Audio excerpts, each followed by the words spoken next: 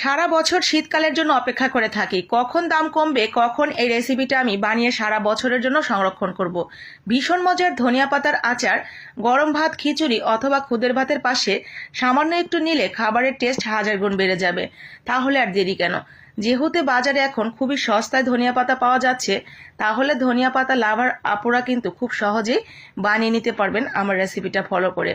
আর একেবারে ঝামেলাবিহীন চট করেই বানিয়ে নিতে পারবেন। রৌদ্রের তাপ যেহেতু কম, আমি আজকে যতটুকু আচার এখানে তৈরি করছি তাতে মোটামুটি 1 মাস পর্যন্ত খাওয়া যাবে। আমি 2 আঁটি ধনিয়া পাতা নিয়েছি এখানে 10 টাকা আঁটির। তো 20 টাকার ধনিয়া পাতা দিয়েই কিন্তু 1 মাসের আচার বানিয়ে নিয়েছি। যেহেতু এই আচারগুলো রোদে দিয়ে সংরক্ষণ করতে হয়, এজন্য আমি আজকে অল্প করে তৈরি করব। যখন অনেক বেশি রোদ উঠবে ঠিক তখন বানিয়ে নিব আর একটু বেশি করে। তো আমি আজকে 2 আঁটি দিয়েই বানাবো।